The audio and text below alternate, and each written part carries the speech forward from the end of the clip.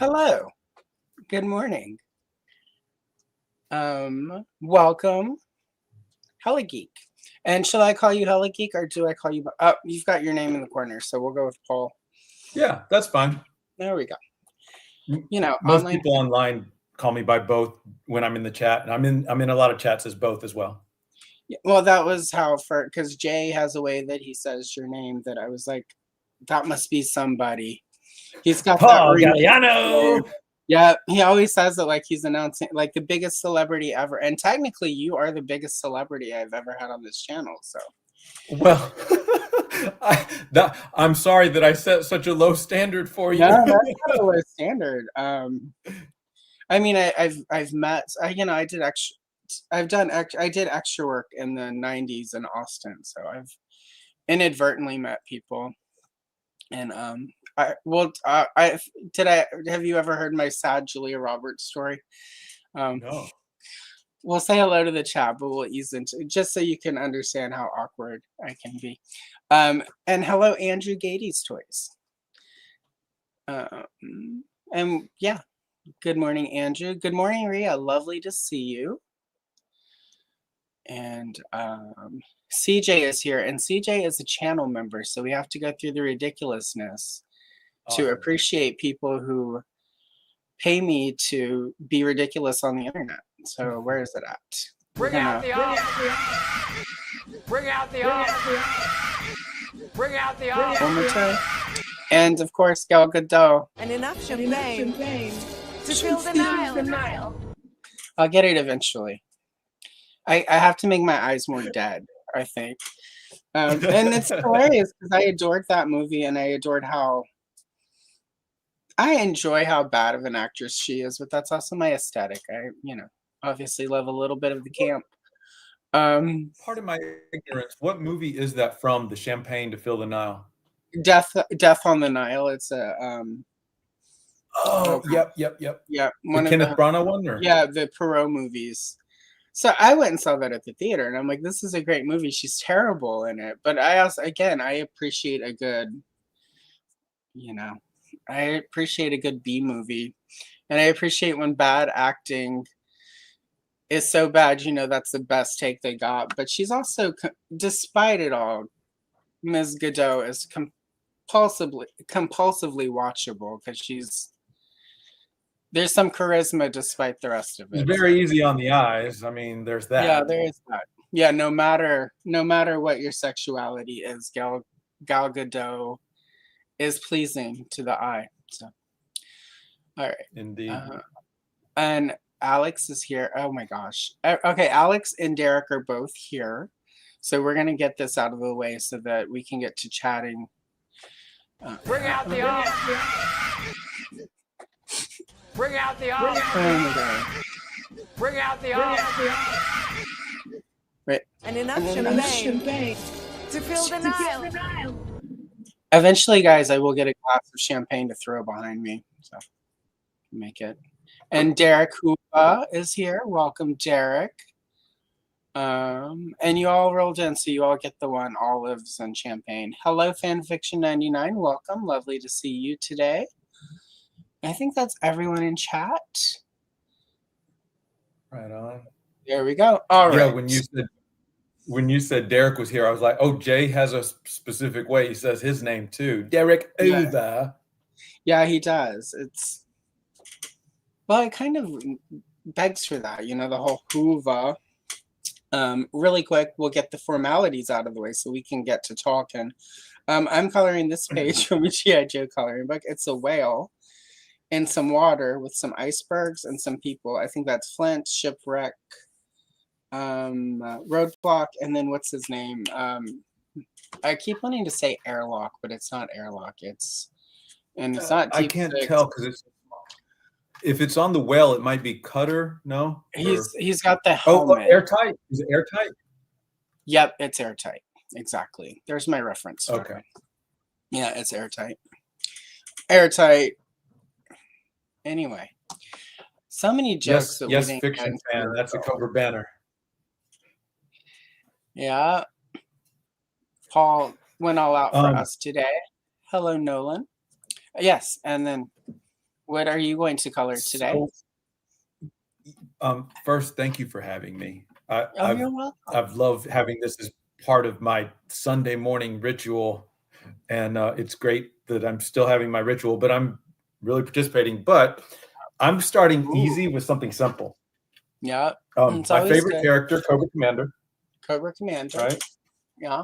But I didn't want to do something too detailed because I was a little intimidated, to be honest, about like how long it would take me. I'm a very methodical person, so I said I better start simple. And if I get through him, I can always do another one because you had such a plethora of options. Thank you for all those options. So much. Yeah. Well, and that also is my roundabout passive aggressive way of saying you're probably going to come back at some point, so you're prepared. So you like pick something else. So I am prepared. Look at all these printouts I had just in case. Oh, we're good. Oh, there's some good ones in there too. So. Oh yeah. Oh yeah. Oh, and one thing real quick before I forget, I did just want to say, because I love, crediting artists for their work. Yeah. So this Cobra Commander that I'm doing was drawn by Winslow Mortimer. Yeah. Is that his real name? Come on. I think it might be because he is an old school comic book artist. A lot of people don't know that these G.I. Joe books were done by Marvel, and they use which is why they're a little bit better than a lot of the comic books. Winslow, before I discovered G.I. Joe, he did a lot of the old Supergirl comics when she was in Adventure Comics back in the 60s and 70s. So he was not only a very seasoned artist by the time he got to this, but this was also Marvel keeping an older guy who probably didn't have much retirement, or because comics do not pay a lot of money now or then, unless you're a McFarlane and you spin it. But so this was that was one of the things Marvel would do for their older artists who weren't the hotshots. They would give them sort of, oh, well, we do these coloring books, and his art's pretty good. So it's not like he's even a bad artist. He just wasn't the young hot thing anymore. So you bring up a good point, because when going through like all those options, I was like, wow, some of this art's really good. Yeah. And then let's be honest, there were times where I was like, wow, some of this art's really bad. The first couple of ones, the Operation Decoy, trying to think, 2 or 3 of the original ones were not great, but also that was really right when Marvel would have started the process, so those would have been thrown together really quick,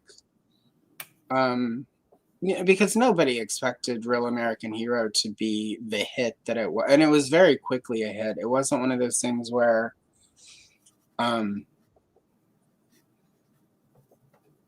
like there was a wave that sold okay and then it blew up. Like from the get-go, and it was the commercial, it was the comic, it was the synergy of it all. Like they really, It's an interesting thing too, because like it's arguably my favorite IP, but it's just a little before my time. But I had an older brother that was really into it. That influenced me. So like all these comic books and stuff, like a lot of these that I was looking at, I was like, I didn't even know about this at the time because, I wouldn't have been able to. Right. But it's amazing to come back to it. And the comics themselves too. I never read them until 2021. I had to have some surgery. Yeah. So I had a lot of recovery time. So I went on eBay, bought all the collections of the original Larry Hama 155 issue run, and I started reading those. There's some really good stuff in there. I didn't read I was way more a DC girl at the time. Wonder Woman, Supergirl, obviously. Teen Titans, Wonder Girl / Donna Troy, whenever it was time to pick a new last name. That was one of the many reasons Troy ended up as my new last name. That's a good one. But my brother was way more G.I. Joe than I was. I had Scarlet, I had the ladies, of course, like female action figures, even back in the day, were my jam. And then we had the flag because we were spoiled. Nice. Yeah. It was also marked. There was a toy store going out of business, and it was marked down to like $80. And at the time, my mom was like, "Wow, that's a good deal." because it's normally like 120, 130 bucks. Yeah, So that was is a good deal. that's the only reason we had a flag, was it was marked down, going out of business, and at the time we had a station wagon, which for the youngins was what people had instead of SUVs back in the day.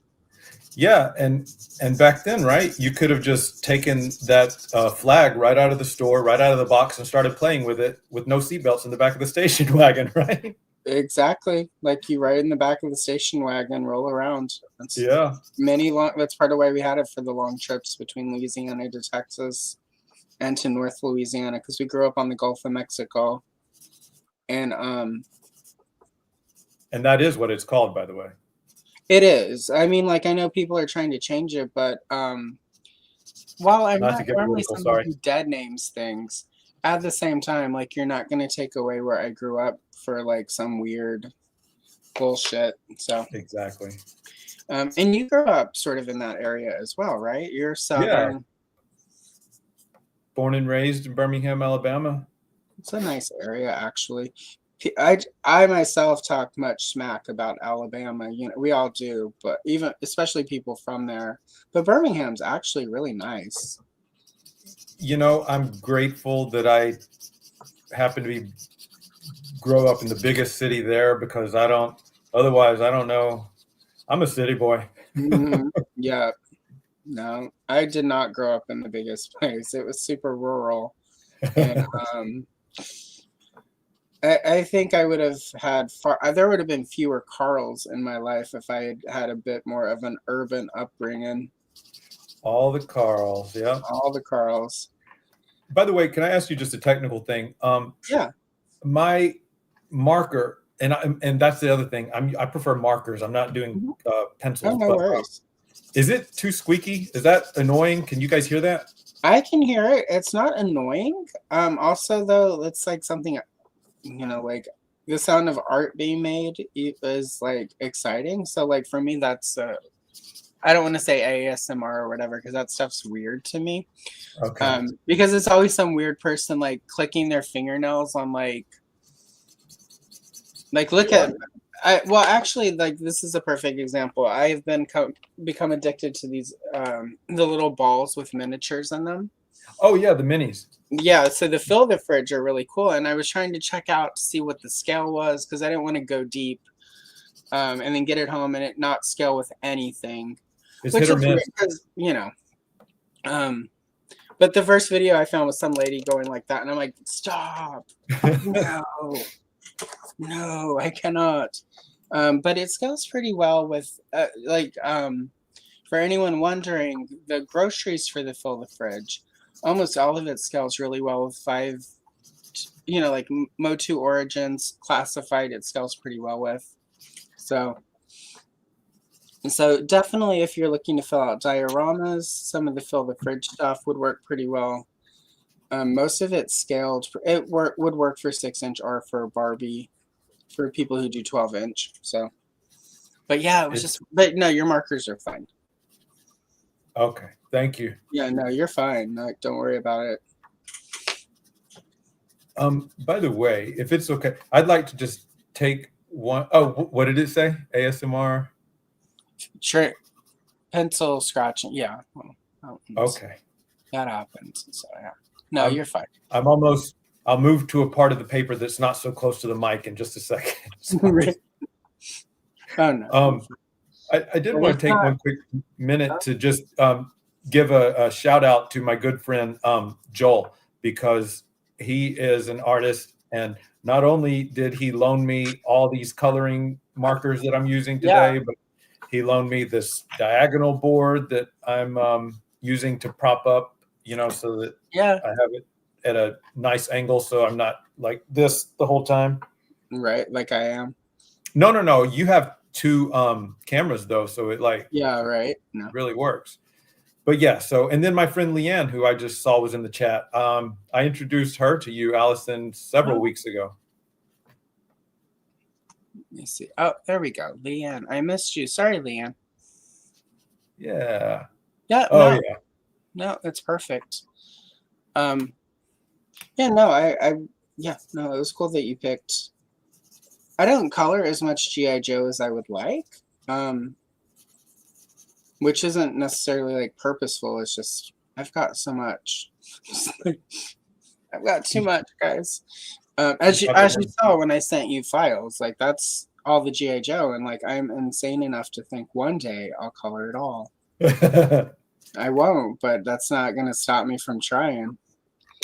But so many good options. You know, I'm just glad that I beat Tony's Figs to G.I. Joe because I figured he would have chosen that too. It's weird. Tony's Figs has been here a couple times, and we always end up doing superhero stuff. Interesting. Okay. Yeah, I know he likes both. He does, but I think that's the thing. He's usually known as G.I. Joe, so he gets to come here and talk comic books. And Tony knows a lot of comic book stuff. Yeah. So, like, it's fun. Like, I enjoy talking with people who, you know, like, know the properties and stuff. Heck yeah. Because I know too much. No. Is there such a thing as too much knowledge? Probably not, but also sometimes I wonder, like, again, this is my insecurity, right? And I think all nerds, we all have, all geeks, all nerds, all dweebs, we all have this, you know, because like if like the movie Saw, right? If I were in the Saw trap and they asked me something practical, I would be so in trouble. But if they were like, how many times did Carrie Fisher wear this particular costume in Star Wars? I could be like this, and this. That scene doesn't count because it's different. So like, it's knowledge, but it's not necessarily practical. So I don't. Yeah. I go back and forth with that, but at the same time, I mean, would this fall under cocktail knowledge, like that kind of talk? Where I it's think like, so. I think so. I think, but it's also, you know, for me, what it is kind of boiled down. Well, one, you know, like I have like a fun side gig working for Dan Larson and Jay Glatfelter. What? Oh, because you're their research queen. Huh? Yeah, it's you know, like it's a paid gig. Like it's, you know, like it's not like they're not making millions, of course, but it, you know, Right. like I get paid for my time. You know, it feels equitable, and I get to learn about sometimes stuff I would have never, you know, like Tron. I would have never taken a toy deep dive into Tron if not for like Dan Larson really wanting to do a couple episodes on Tron, and like here we are, like. But you know, so it's, you know, practically it's helped a little, you know. So I have to be a little bit more. Now I know. Sorry, go ahead. I was just like, that's why I'm a little bit more reserved in chats now. I'm like staff, like it actually, you know, I can't be as off the cuff as I used to be with people. Well, now I finally know. See, I'm learning something about you. That's so fascinating because I've always wondered, like, where you got this title, Master of Research, Allison Troy, as Jay says, and now I know. Yeah, well, it sort of came along innocently. It was ironically on my birthday. I was out shopping for toys, and I was still in Portland, and I went to one of the local toy stores, and they had a bunch of the Ghostbusters 2016 toys. Okay. They didn't have. Oh gosh, what's her name? Why am I blanking on? It's because there's not enough coffee in the world to get me up. We've just started getting our cold season up here in Oregon, so it's been colder lately, so the brain doesn't. It's still warming up. I get you. Yeah. I'm still in my pajama pants. Don't worry. The funny Saturday Night Live actress with blonde hair. Kristen Wiig? No, I hate to say like the lesbian one. Melissa McCarthy? No, Kate McKinnon. Yes, Kate McKinnon. They had everyone but Kate McKinnon, and they were like, the guy was like, "It's your birthday, right?" And I'm like, "Yeah." He's like, and he just said, you know, like no shade. That's actually also my favorite Ghostbusters movie. I know people think I'm lying, but it is. Because I like all of those actresses. Leslie Jones is my favorite Ghostbuster. Anyway. She's awesome. I met her. She's amazing. Like she cracks me up. But he was like, nobody's gonna buy these. He's like, do you want all three of them for $20? I'm like, yeah. And I was looking at a beater Tilo, which is right back there now. He was like 15. He's like, it's your birthday, $5. So I left with like $100 worth of merch that he charged me maybe $50 for, because it was my birthday. And right as I'm leaving, Jay sent me a message and he was like, hey, I have this idea and it would be a paid gig. Amazing. I was like, and I'm like, and it's researching toys. I'm like, sure, I could do that. So here we are a couple of years later. So anyway, long story short, I get paid to research stuff. So I love that. Talk about like the universe giving you some amazing gifts on your birthday. yeah, and it happened basically because I'm a know-it-all, and like on the Discord, I'm always like, actually, guy, well, actually, or in chats, like I would know stuff, and so I was the first person he kind of thought of, and I'm like, that means I'm at least not that obnoxious about being a know-it-all. So well, Jay actually had one of the best quotes ever on one of the streams. He was like, let's be honest, every nerd loves to have a good actually moment. it's true. It is true. It was really hard. I was online, and I tried not to engage on Instagram with the political stuff because like Instagram is sort of my escape, right? Yeah. I have spaces for that. And that's part of how you stay sane in the current climate of us being constantly on fire here in the United States. And like that's why YouTube, when I don't do political commentary or anything on YouTube, because like YouTube is kind of my escape, and the Instagram are sort of an extension. But there's a political post. It was discussing some art stuff, and I'm not going to go into it because but basically the picture that was in question, somebody was like, "Those are strawberry shortcake sheets, ew." And the lady that did the video was like, no, they're not. They're Laura Ashley. And of course, I was like, oh my god. So I slept, and I'm like, well, not only are you correct about that, but there's no way it could be strawberry shortcake because there were no strawberry shortcake sheets that had a pattern anything like this until 2000. And I was just like, oh my god. So, but it was cool in that case because I got to help debunk some fake news sort of stuff. So that was what helped her debunk fake news with extra knowledge. She probably, as an art historian, probably would not be aware of beyond the Laura Ashley side of it. So it was kind of cool. But anyway, enough about that. Oh. I was going to say quip. Quip. Yeah. Yeah, right. No. Did you see his actually? This is Speaking Moistly. Because they've changed the names, right? Speaking Moistly. See, I appreciate that. I appreciate this discussion of not liking it. You like the leads, you didn't like the movie, it wasn't your thing. That's acceptable. It's the people who like come at you like, how could you like this? You must be a terrible people. And it's just like, I can't, right? Yeah, see, like, again, like, if you don't like it, you don't. There are a lot of things I don't like that people like, and I'm just like, not my thing. It's so easy. Right. I mean, live and let live, period, across the board. That must be, and so I'll use that as a segue. That must be a little difficult for you as a working actor, because I would assume sometimes you take projects because you have to work and put food on the table that maybe you wouldn't normally take. How do you, other than like you have to eat, like, is there any sort of, or is it just a job as a job? Yeah, I mean, that's pretty much it. That's a great question, by the way, but really, it all comes down to work begets work. Right. Work begets work. And, until you are, the level of like, I don't know who, Jacob Elordi or Brad Pitt, right, or somebody like that. Until you're at that level, you really don't have that luxury of being too choosy, in my opinion. There's a lot of actors who are very choosy, and that's fine on them because they want to very strategically curate the type of resume they have. But me, I mean, even Michael Caine, he has a great quote that says, hey, I loved doing those B movies, those flop movies, because they kept me doing what I love. Whether or not the movie was crap or bomb, I was working and doing what I love instead of, bartending or Right. selling insurance or whatever. Not that there's anything wrong with those jobs, Right. because I've bartended my fair share for many years and Sometimes you waited tables.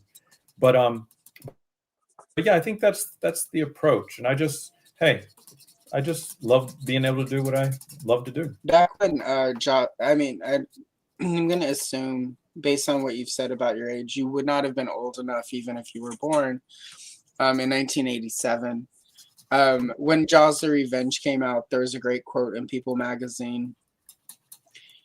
Michael Caine, they did part of the PR back then. People magazine was a big, now not so much, but back then People was a big deal. Now People is mostly where like celebrity gossip and reality TV shows go. But back then it was a deal. But he did an interview where they were basically like, you were in this movie that's, and Jaws the Revenge is a terrible movie, but it's a really fun B movie because it's so bad. Was that one in 3D? No, though it was the one before with Dennis Quaid. Right, that was actually Jaws 3D. Meg Ryan and a very young Leah Thompson. Jaws the Revenge is the one that had the tagline, "This time it's personal." And, I have seen that. The shark follows the family to the Bahamas. To the Bahamas, right? Yeah, and like a great white's going in that hot water. Yeah, and they're just like the great whites, like I need a holiday. But his quote was like, they were like, "Well, you did this movie; it's obviously terrible." And he's like, "I got paid to go work in the Bahamas, and I needed a new sunroom for my house." And I'm just like, okay, like, I mean, the man's got a point. I've seen Paul in things because I also went through a phase where I watched Young and the Restless thing. You had a bunch of lines and. Oh yeah, I did. So I'll say this: if something's on my resume, it's because I had a speaking part. And the first year that I moved to LA, I was this green is like industry term for inexperienced, naive, or I don't know. Anyway, so I was like this naive kid from Alabama, and I had just done a lot of theater, so I needed to get some on-set experience. So I did background work for the first 6 months that I lived here, and it was such an education to be on set, see how it's run. And I have the most amount of respect for background actors. But at some point I just, I'm very grateful that I started booking speaking parts. And once I was doing that regularly enough, I did not do background ever again until, this is the caveat, until I had an interesting opportunity that was presented to me to be a stormtrooper in a Star Wars series. Ooh. Now, would I have rather had a speaking part on the show? Sure. Right. But will I, break my 20-year streak of no background roles to be a stormtrooper on a Star Wars show? Damn right I will. Well, that's, they're significant sounds of weird. There are actors who have had really significant careers who have put on masks for Star Wars movies. So Daniel Craig. That's so forth. Who I was trying to remember. A lot of them for Force Awakens. So that's completely different than Dead Hooker #7 on like a CSI show where you're just like laying in the alley with the chalk. Exactly. We need a body. We need a body, and we're gonna put a chalk line around you, even though nobody has done chalk outlines for like 30 years. Oh, is that not a thing anymore? Yeah, they don't really do chalk outlines. Like, the body stays there until they're done with that side of it. And then somebody comes in and cleans all the blood away. I did not know that. Yeah, no. I don't know how long chalk outlines actually were. I always feel like to a degree, because I never remember seeing them in real life when somebody would die like in a parking lot or it's the South. And, hey, the Naked Gun, it's floating in the water. Yeah, right. These movies are so. I have not seen the new one yet, but it's so good. Originals. I really enjoyed it. It's hard to beat Leslie Nielsen, but I have no regrets. It was entertaining. I laughed. There's one scene where there's a back and forth between the antagonist and the protagonist, and it's all about like their knowledge of the Black Eyed Peas, and it had me in stitches. Oh my gosh, I'm in. No, Yeah. I will be watching it. I've been really selective about going to I've been trying to do non-sequels when I go to even though I did cave and go see Tron Ares. Oh, I saw your post. You regretted that, didn't you? I regretted it so much. Like, I was really sad. I felt like Nicole Kidman should have warned me. Hello, highly articulated. Stanley Sway Channel, welcome. Sorry I missed you. It's what happens when we start talking. Make sure I didn't miss anybody. Chat's always chatting. Gotta love that. Yeah. But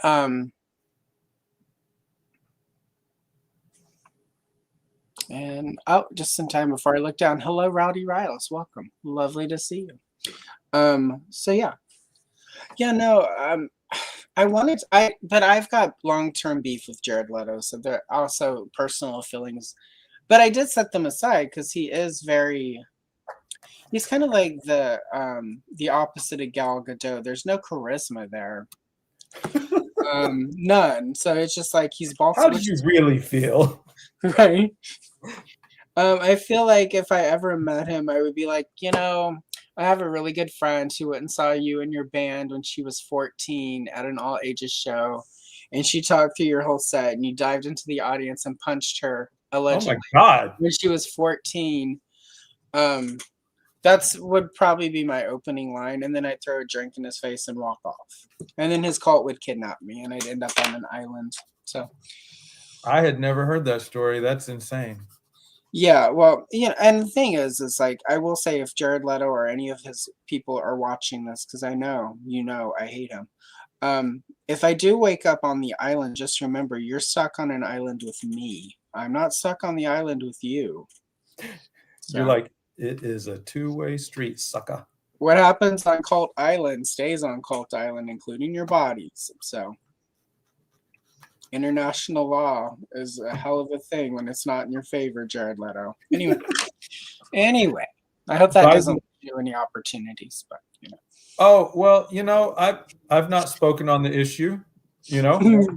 Mr. Galliano's appearance on the show does not mean that he endorses views expressed by the host. Although, all disclaimer, right. It's fine. It's freedom of speech. Alison Troy's opinions are all of her own. Yeah. But, that's kind of, by the way, I am. Go ahead. What now? I said that has got to kind of be weird because you do work with some of these people that a lot of us have really intense opinions about. Yeah. I'll say this.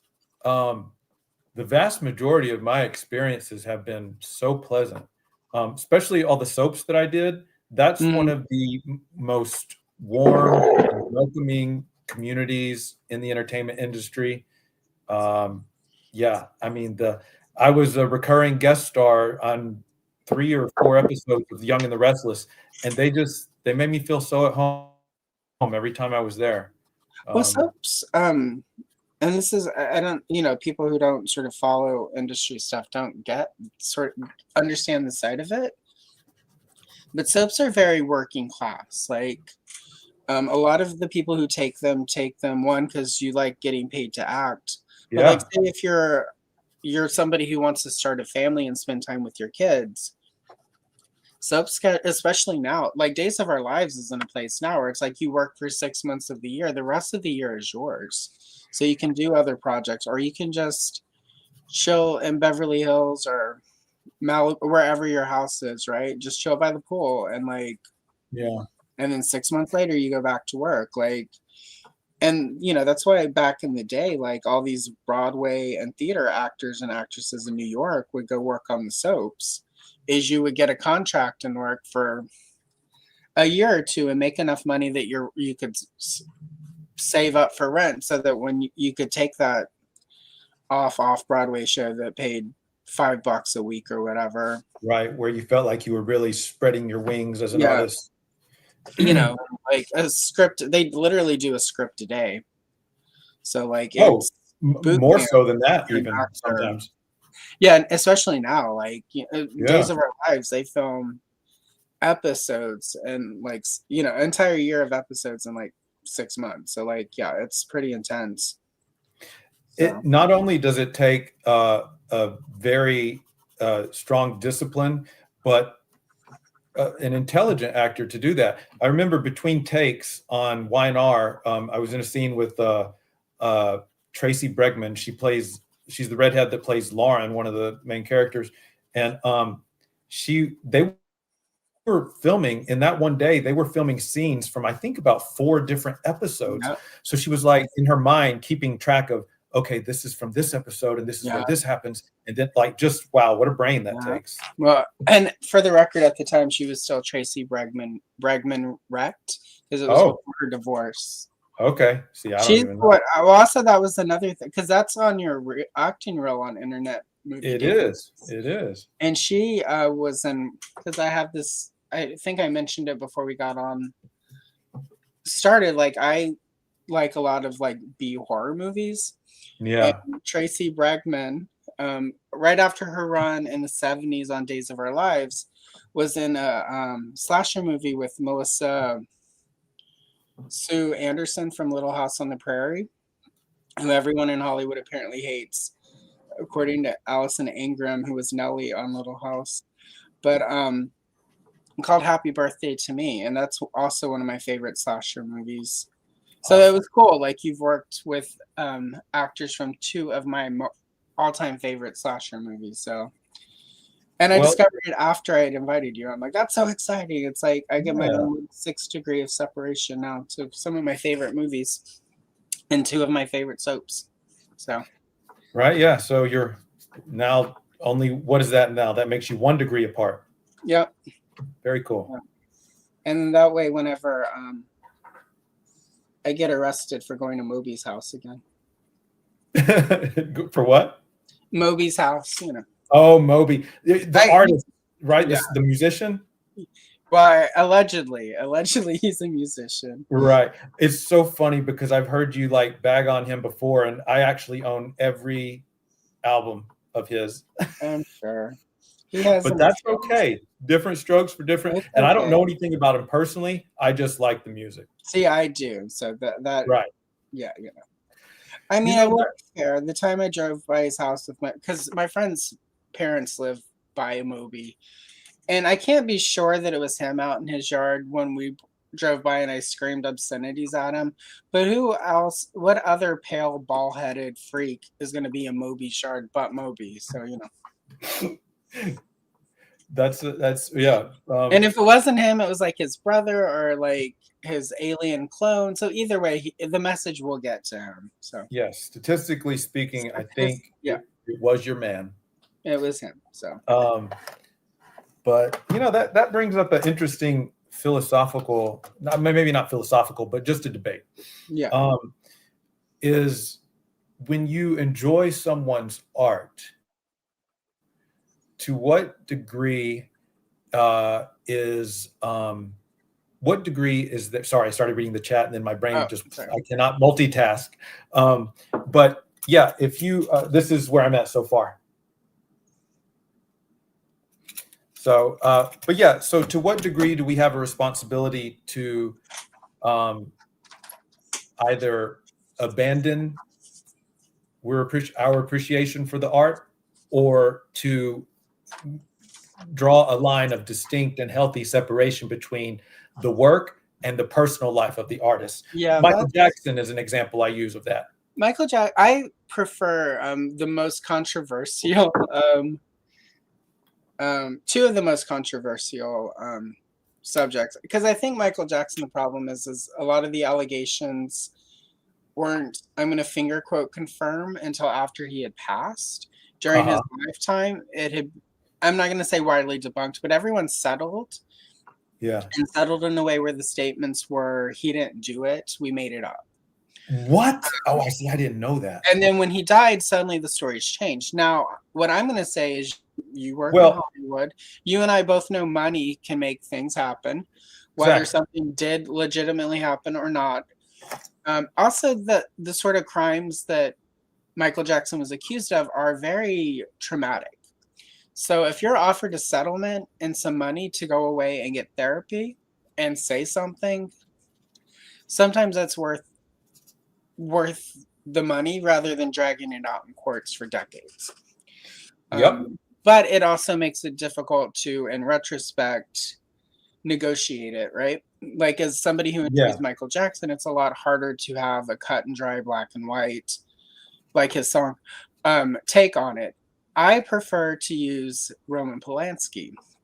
One of my favorite movies is Rosemary's Baby. One of my favorite all-time Hollywood actresses is Sharon Tate, his late wife, killed by the Manson family. Burn in Hell, Charles Manson. But at the same time, Roman Polanski did some really gross stuff in the 70s, around the time he was filming Chinatown, which I didn't see until the last 5-10 years. Great movie, but it's harder for me to separate the artist from the artist with that one because I saw it after the fact. Yeah, you already knew about the unfortunate. What I will say is Polanski hasn't really done anything that's good since Chinatown, so it's a lot easier to throw away his later movies are not great. So, you know, like, that's an easier discussion. But it comes down to me to Rosemary's Baby, Fearless Vampire Killers, which does star Sharon Tate, who, again, one of my favorite actresses, and Chinatown, because even though I saw it after the fact, it's a really amazing movie. But Rosemary's Baby was based on a book written by Ira Levin. It stars Mia Farrow. Is it Nick Cassavetes? That's the director, yeah. Well, he was also an actor in Rosemary's Baby. So he acted, and you know, he would go take a movie like Rosemary's Baby, so he could do his independent movies with Gina Rowlands, who was his wife.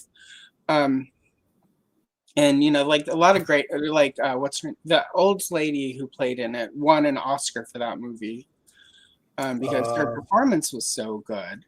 She later went on to be in that movie with Ed Budd, where like old woman, young man, love affair. She was a great actress. So there are a lot of people. If you discount Rosemary's Baby because of Roman Polanski, you're also throwing away the work of all these people that really busted their ass to make a great movie who had nothing to do with what he did. Right.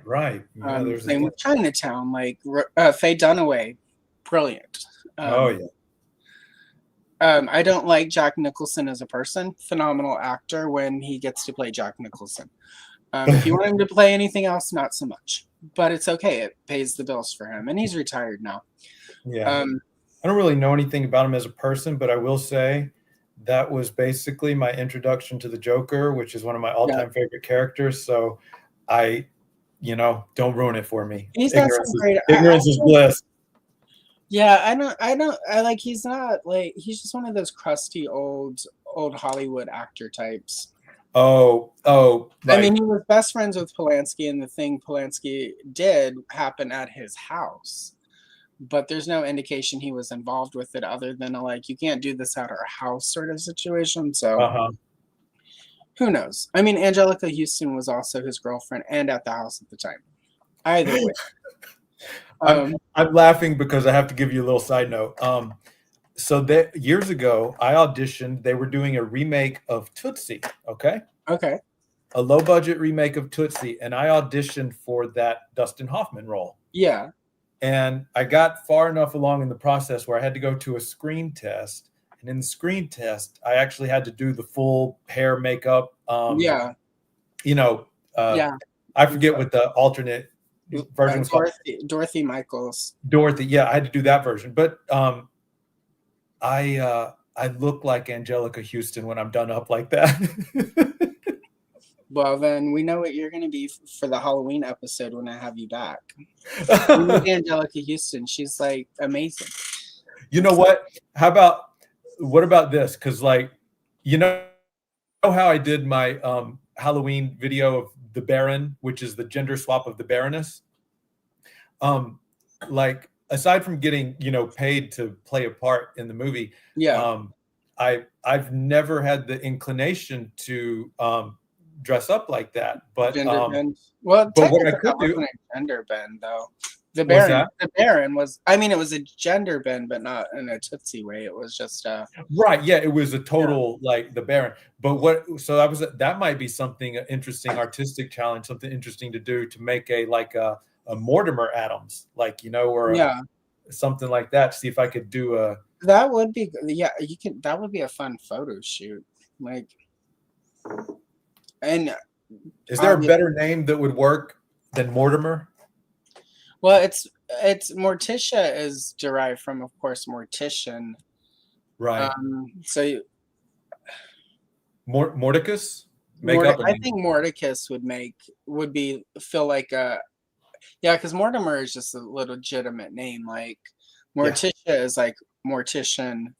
So yeah, Mordicus, something where it's clear you're playing on her name, but also the original root of the name, which yeah, no, you should do stuff like I mean, like why not? Like and Instagram is so fun where it's like you can have fun and cosplay like that. Yeah. And, like, there is an audience for every I mean, we're sitting here on a Sunday coloring, talking about Hollywood, and Harvey Weinstein just came up in the chat. So we know it's good. We know the conversation has been popping off.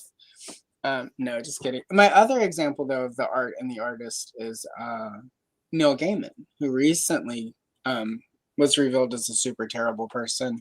Oh, somebody mentioned that in chat. Yep. Yeah, and Neil Gaiman, though, the problem with him is all of his work was in comic books. I mean, he had a few novels by himself, but like comic books, TV shows.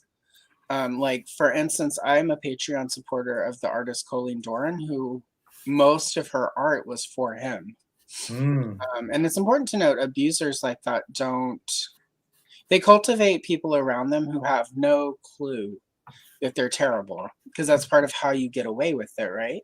People are like, oh my God, he's so great. He's this, he's that. And then, so that also is how they get victims, though, is because the victims are like, everyone thinks you're great. It must be me that's terrible or whatever. But like, she went from having a really reliable backlog, which we kind of mentioned comic books pay terrible. But because his work has been so high profile, so adapted, her royalties and her backlog, like, was retirement. And guess what? Not so much anymore. She's having to pivot. Like, I think don't want to out her. She's about 10 years older than I am, and I recently turned 50. So, she's of the age where like retirement would have been on the horizon, and now she's having to, because one man made a lot of really horrible decisions, but because all of his work is writer, artist, editors, people who do the letters on comic books. Like it's an entire ecosystem that goes down when one person is terrible. And I'm not saying like, well, don't cancel people for doing actually dreadful, horrible things. I'm just saying the sort of black and whiteness of it is really complicated whenever we're sweeping somebody's work off the table, because Rosemary's Baby, for instance, not that Mia Farrow needs money, for instance, but if Rosemary's Baby was a huge part of her retirement, people no longer playing it means she also suffers, and it's not like she would have known Polanski was terrible, right?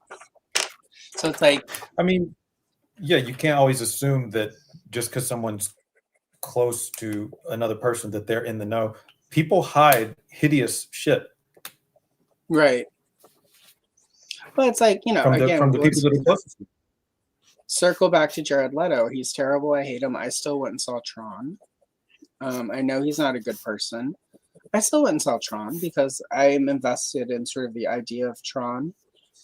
I think I don't think they used my quote, but I opened my research with, we all love Tron. Tron just never, like Tron's like the bad boyfriend we all have, like where it's like Tron never follows through. We love the idea of Tron.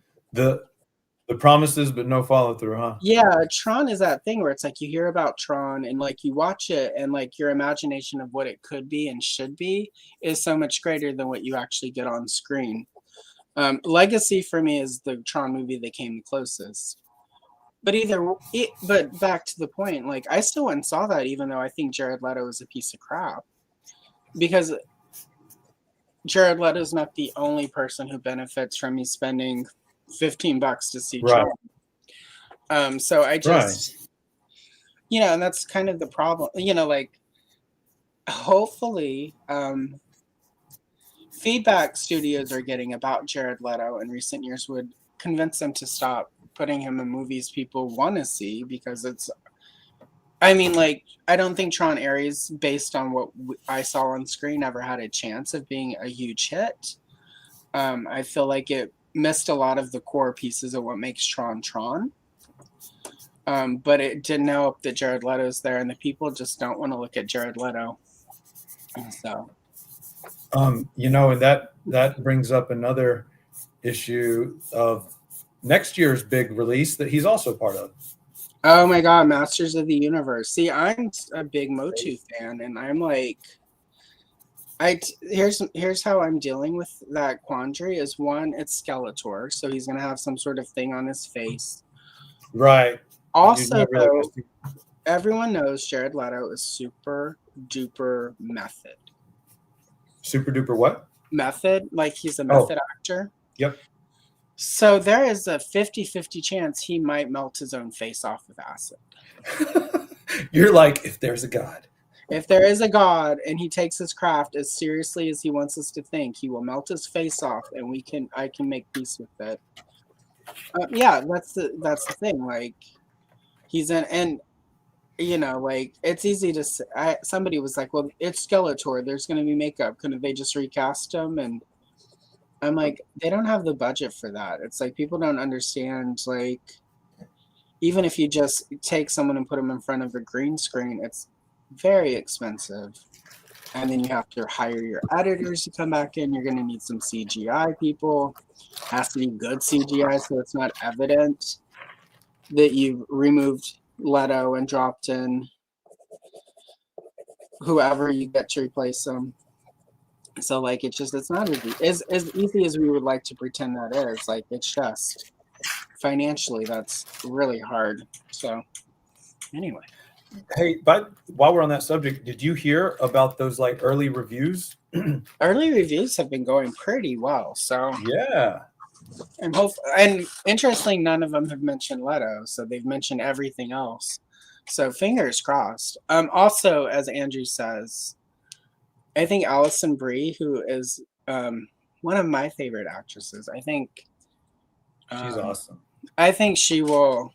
Evelyn, I mean, even in the original cartoon, a big part of what made Skeletor tolerable was Evelyn. So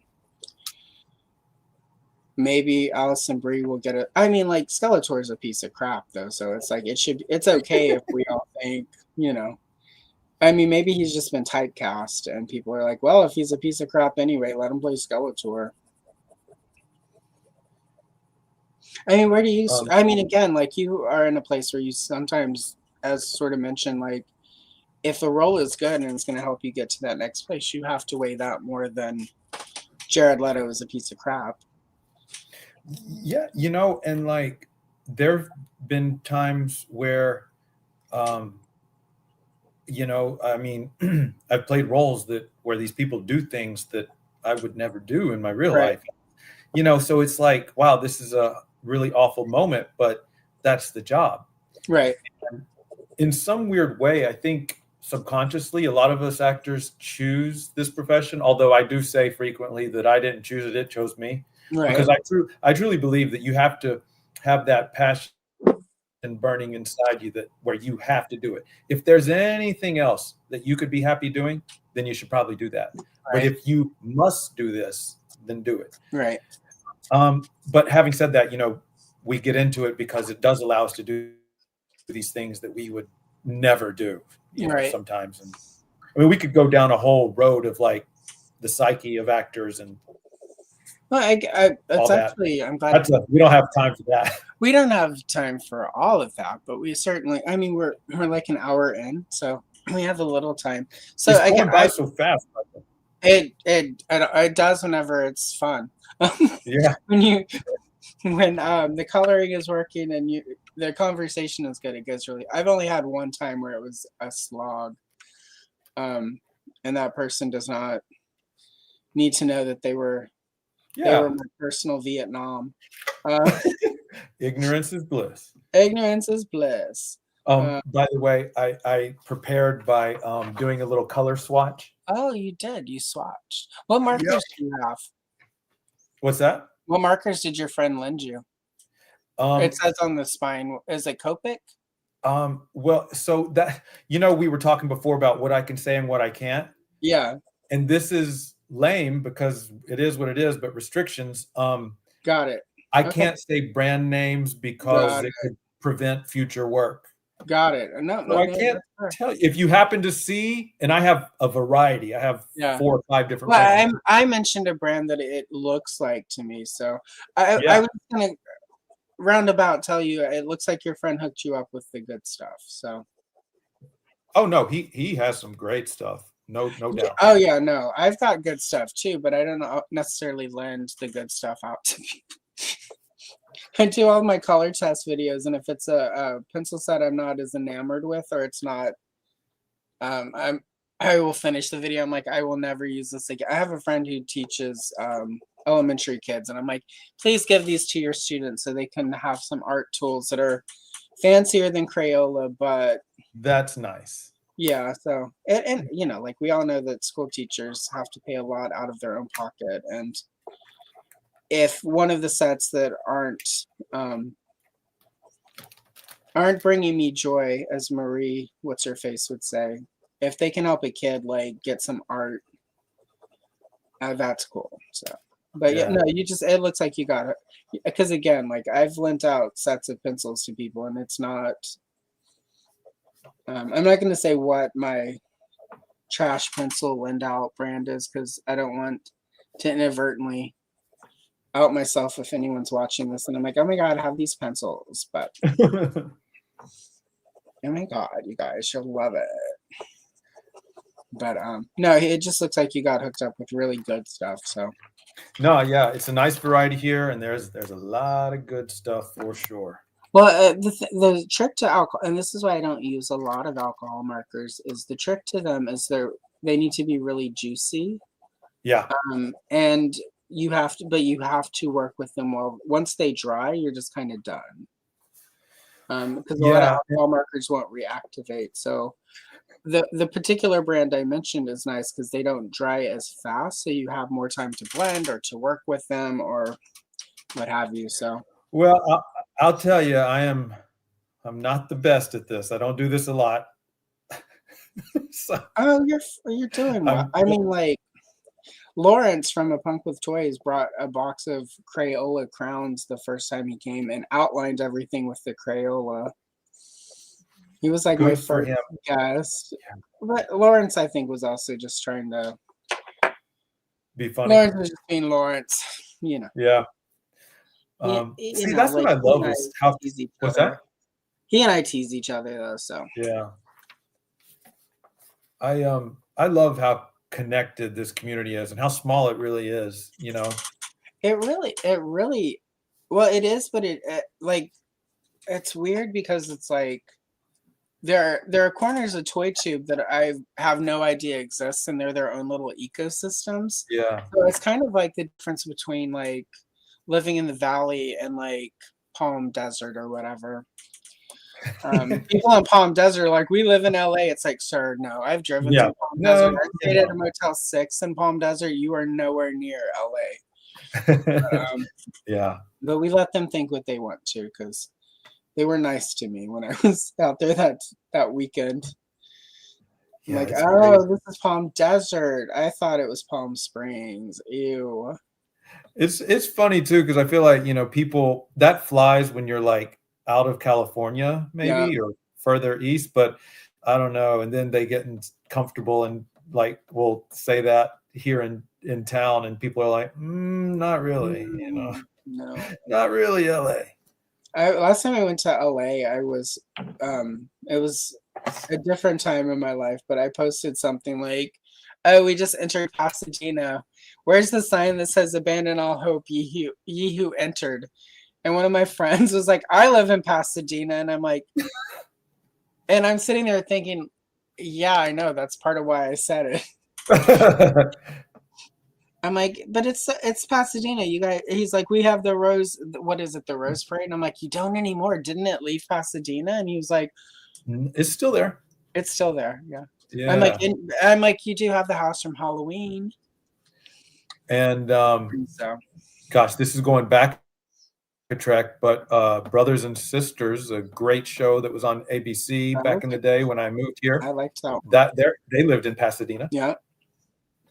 Yeah. What's her? Rachel Griffiths is going back to her Muriel's Wedding is one of my favorite actresses. Australia has given us a lot of really good actors and actresses. Yep. The thing is, there's a lot of great talent, but also sometimes it's like the industry is at such a point where it's like they want authenticity, and we're casting, like, in 2004 or 5, I think it was, I was lead in a feature film. I played a Jewish guy, Right. But I don't know that I would have that opportunity today. I think they would Right. want an actual Jewish actor. But so that sort of thinking of authentic casting and stuff, well, there's times where I'm like, man, I would have liked to have seen an American get that part. Yeah. Instead of an Australian doing an American accent. But I get it. I mean, but that's part of the job too, pretending. Right. And it's fun. I love doing different accents. I do too, but I'm terrible at them, so we're not going to subject anyone to that. Well, we know that we can do our Southern accents well. I can't do, it's weird. I can't do it on demand. It sounds like I'm faking a Southern accent. If I try to do it on demand, it just has to naturally occur. Yeah. I never understood that. And then I saw Charlize Theron, and she did an interview, and they were like, because she speaks Afrikaner originally. South African, right? Yeah, she's from South Africa, so she speaks the Afrikaner language, which has sort of like the tongue clicks, and like it's a very complex. I was about to say exotic, but that's not how we refer to it in 2025. It's a very beautiful language, and it's very different to our ears than, sort of German, Slavic. But she was like, I can't really do it. She's like, because I've been doing press kit and PR for like this movie for like weeks now. She's like, and I speak American, right? Yeah. So she couldn't just, I mean, she said some stuff in it. She's like, well, it's not right. She's like, because I can't. She's like, I've been in English mode for days. And I was like, oh my God, that explains the accent, because the Southern accent, I can't just do it on demand I mean, like at the end of the day, when I'm super tired, it just naturally comes out. Or if I've had too much to drink, or if I get super angry. Same. I feel you with all that. Yeah. And like you said too, a phone call with the parents or something. Yeah. It starts sliding in. So it was almost there when I said sliding in. There's certain words that will invoke a Southern accent. Yeah, if it were the evening show, the retro cavalcade, and there was booze involved. Oh yeah, we would be. We'll have to have you on retro cavalcade, so that we can all just be ridiculous together. That'd be fun. I think between me and you and Andrew and Derek Jehuva and Scotty Quippen. Yeah.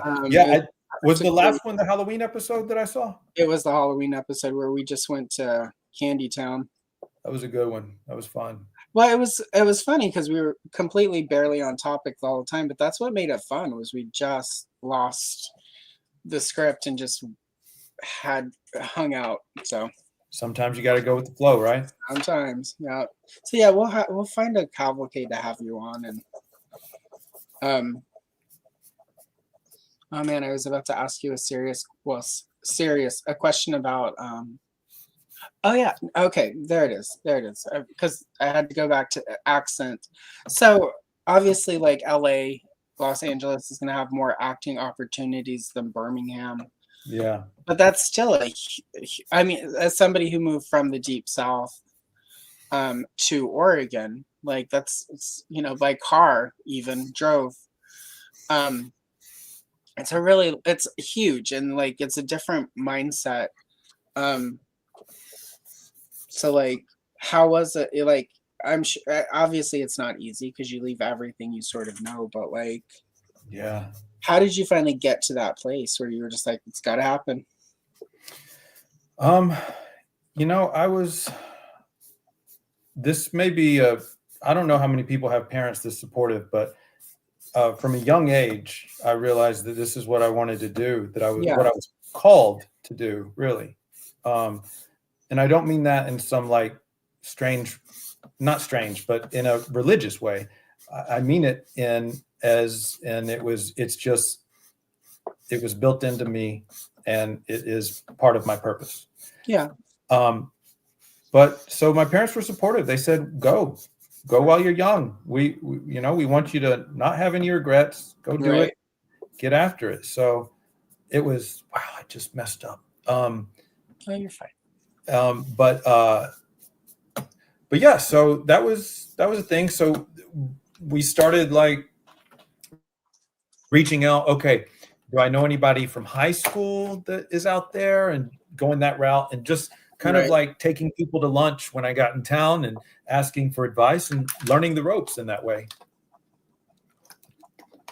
And so, yeah, and then just developing, I guess, my own like community and chosen family, I guess you'd call it Yeah. out here, which is not easy.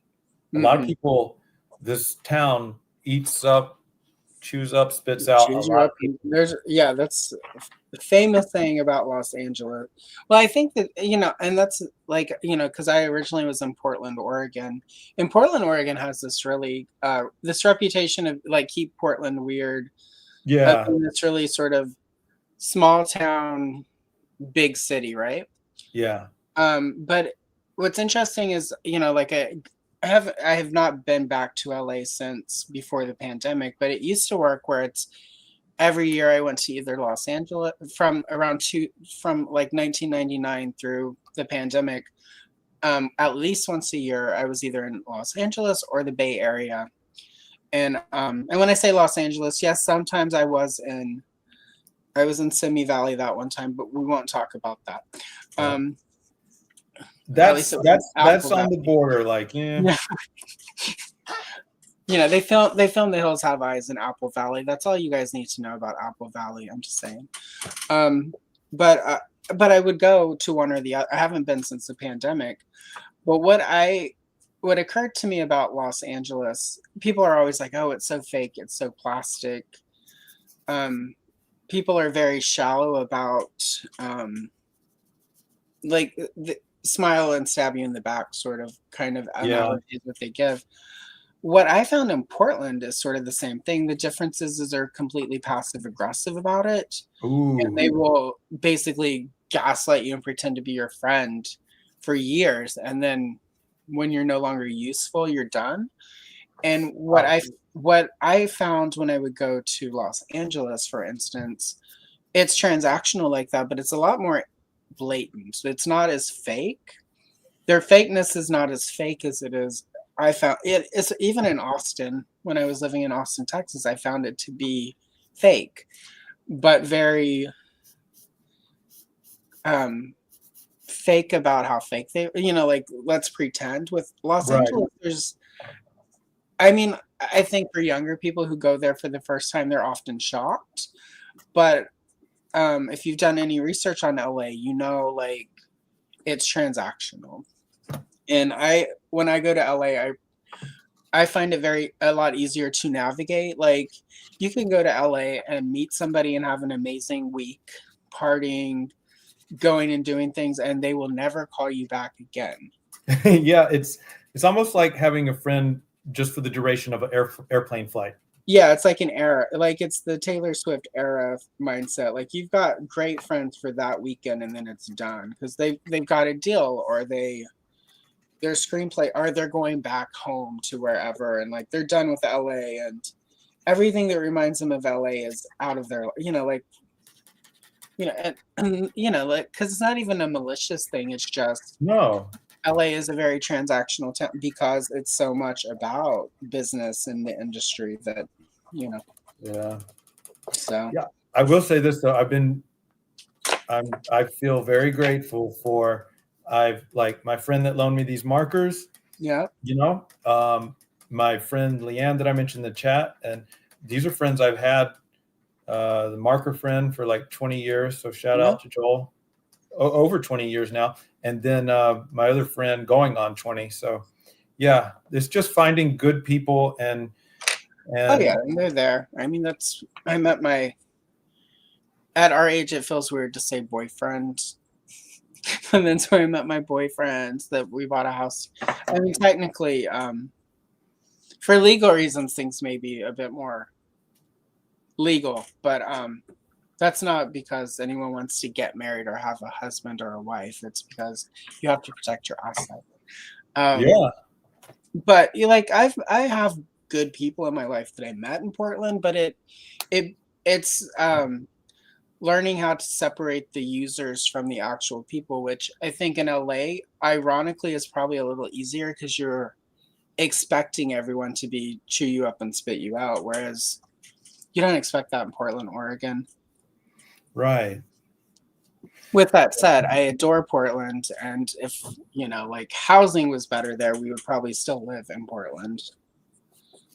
But Well, it's pretty amazing though. Just that, I mean, that any of us have roofs over our heads the way things are these days. exactly, right? And the way the opportunity for us presented it is like we own the house. We don't have a mortgage. It's ours. Yeah. So we don't have rent or any, like we had to do a lot of repairs and whatnot. But but that's huge. Like, yeah, just in what you're saying, house, not apartment, and not own, apartment. not rent. Yeah. We've got a yard. We've got room for 7 cats.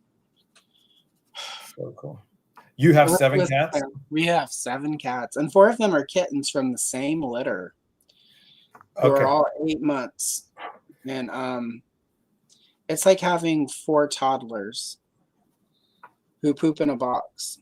But I mean, toddlers poop in diapers, so I would rather be in a box than have to wipe a person. Ugh.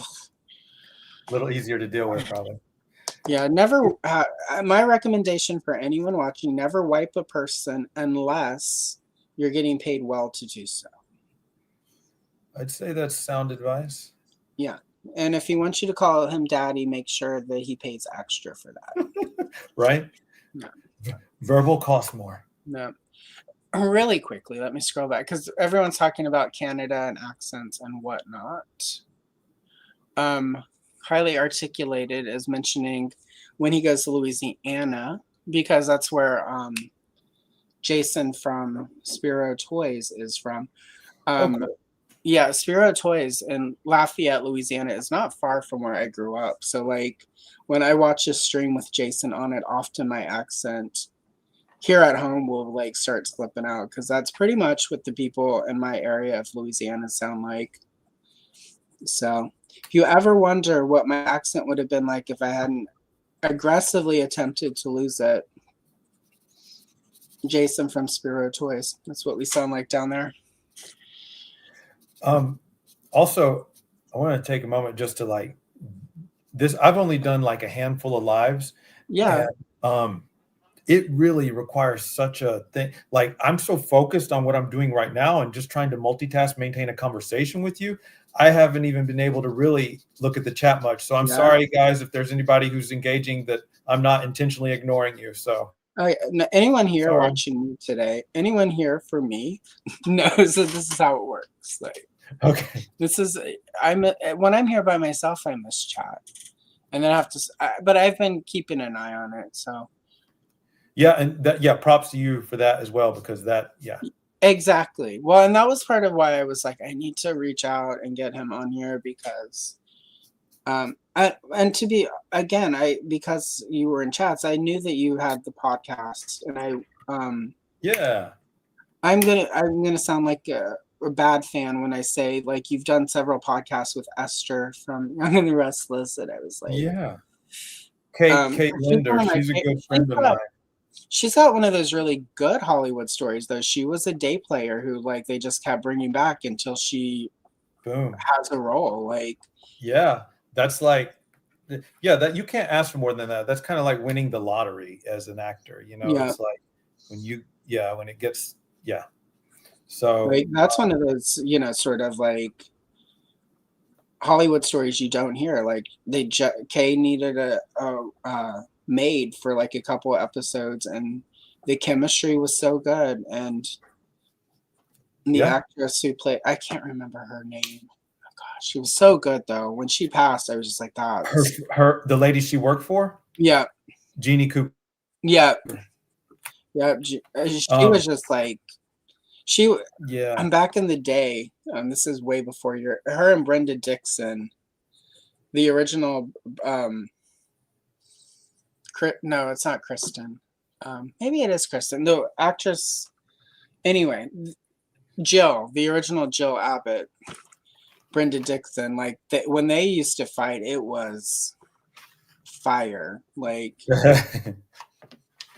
it was so good. Like just the way they would go at it. Like new Jill is good. Don't get me wrong. I think they found the right actress to replace her. But also it was when they were taming Jill's character down a little bit.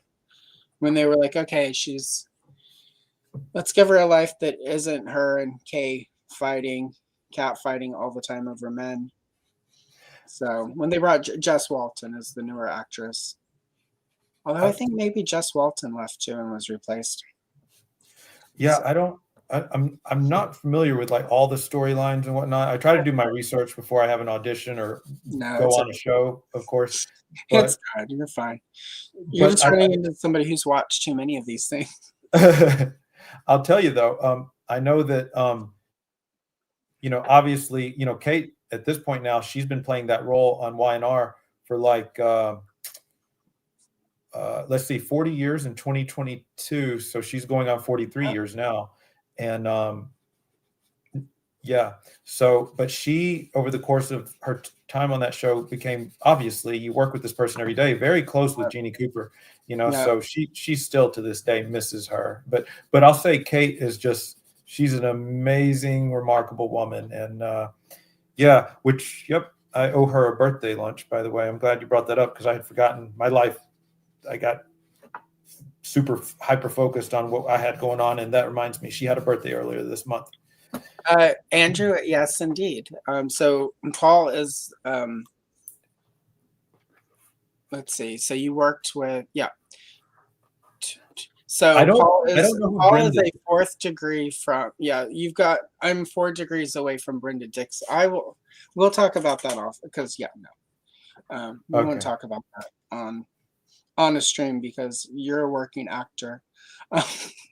Okay. Right. We want to keep it that way. I don't think we need to worry about Brenda Dixon, but she, she may very well copyright strike this video if she finds out I even mentioned her name. But we'll talk about that later. Okay. If it were just me, we'd be fine. But you work with some of her. Yeah. So anyway, no. We're not gonna. Good looking out. Thank you. Publicly, no, we're good. Yeah, no, I got your back.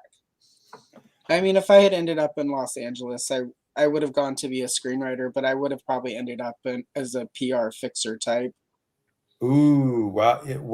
That's an important job. That's the kind of stuff that ultimately, I used to watch Scandal, and I'm just like, ooh, Olivia Pope. That's the job to have. And so, anyway, we'll talk about that later. Let's move back to you. So early 2000s, you moved to LA, so you didn't really know anybody there. How did you just landed, and what was your first step? Well, it was really, you know how like your birthday, you just had all those gifts that were just at the ready for you in a way. Yeah. Um, you know, it wasn't entirely different than that because I at the hotel that I stayed at when I was looking for an apartment, I met my friend who is the same friend of 20 plus years that loaned me all these markers. Nice. Um, I there was a guy working behind the front desk that had this thick Southern accent. We started talking. He's also from Alabama, but a very small town outside of Birmingham. But we Yeah. bonded over that. He and I are still friends to this day. We were, it was just things just had a way of working out. Everything Not just not fell to into say that I was handed everything because you do right. have to work very hard for this. Well, things fall into place though, and that's Right. usually for me. That's usually how I can tell like I'm on the right path. Not to sound religious or anything, I because always I let all that go a long time ago. But I do believe in things like destiny and fate, and I have the very woo white woman sort of like things will just happen if the way they're meant to happen if you yeah. open yourself to possibilities. But I think the reason that's so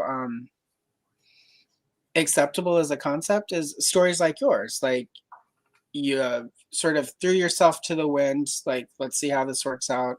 And the connections just fell into place. Yep. I like to say too that I'm not religious but spiritual. If Yeah. So I feel what you're saying. Yeah. I found, and this again, I'm fortunate my parents were not super religious, but I grew up in a otherwise, my family is very, very, very evangelical. And for some of my family, they leaned into it and they became, some of like my cousins and my contemporaries Mm-hmm. in the family, they sort of leaned into that. I did not. Every time, yeah, especially Pentecostals. No offense to any Pentecostals watching, but if you're a Pentecostal and watching this, you're going to hell because you're not supposed to watch TV and media. So Watching that sin on the YouTube. yeah, they're watching. They're watching. Uncle WT was right. I have led you into sin. Anyway, That's the devil's work on the YouTube. devil on the YouTube, y'all. It's not angry enough to be my uncle, but anyway, but sort of the regimentedness of it that I rejected, like yeah, just the like, if you don't do this exactly this way, and it just sounded like bullshit because it's like Yeah. that doesn't leave people room to be people. Right. So I Sort of prefer the. to. No, Oh, I sorry. feel you. Like the one size fits all blanket, BS. That no. Yeah, people have There's room for nuance. people have to make mistakes and live a life that they can breathe in, and it can't fit. And if that doesn't fit what Pastor Steve thinks it should, well, Pastor Steve can suck my left tit. So anyway, and he did when he was a youth pastor, but whatever, Pastor Steve, you're beyond reproach, I'm sure. Anyway, it's enough about him. Is he also burning in hell with Charles Manson? Not yet, but fingers crossed any day now. It wouldn't be your show without that signature sass, would it? See, this is a good point. Actually, Adam, you're right. And there's like I often say, like I'm not a nice person. I'm a good person. I'm not a nice person. Yeah. And I think that's a distinction. I think nice for me though. Nice is a fake. It's a fake thing. You're not actually being authentic, right?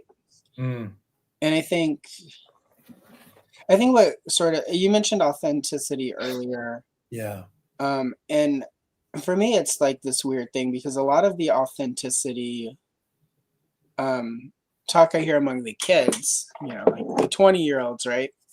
A lot of it sort of boils down to like you're putting everything about yourself onto internet. And I hear it's a lot with like TikToks, like, oh, this person wasn't as authentic as I thought, because that was, like in their private life they do this, but it's like people also need to not have their entire lives on the internet.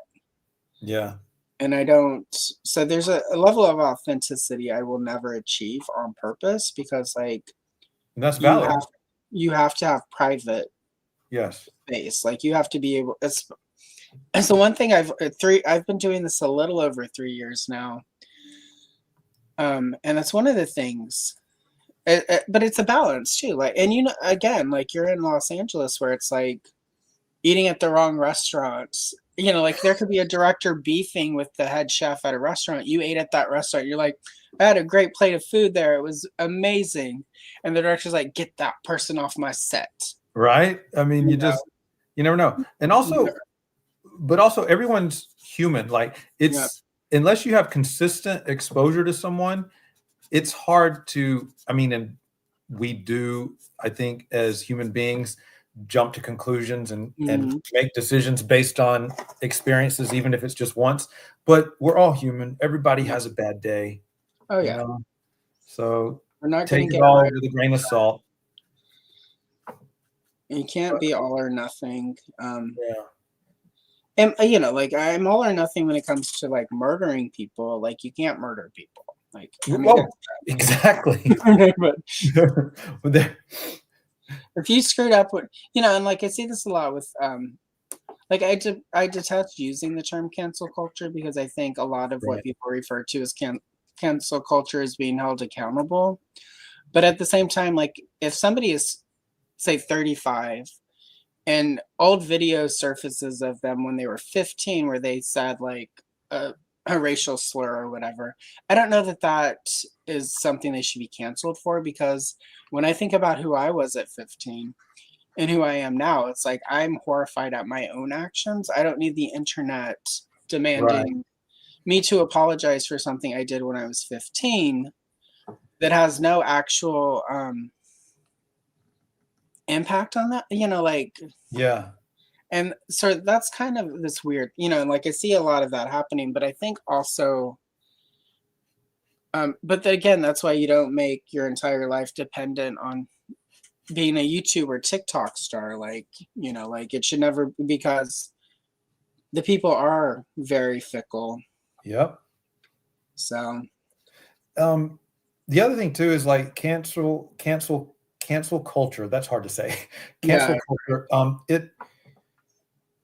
If we're talking about something that, like you said, where it's like 20 years ago or from when they were a kid, that's not accounting for any personal growth they may have done. Yeah, exactly. We gotta, that's where benefit of the doubt comes into play, and like not jumping to conclusions. Like I'll go on the record and say Harvey Weinstein is a piece of shit, and there's nothing that will ever convince me that he's not, no matter how great some of the movies he made were. And I'm okay with him getting canceled because I don't think there's a way. He was doing that shit up until he got caught. It's not like it happened one time. Like one time when he was 20, he did a terrible, awful thing, and he improved as a person.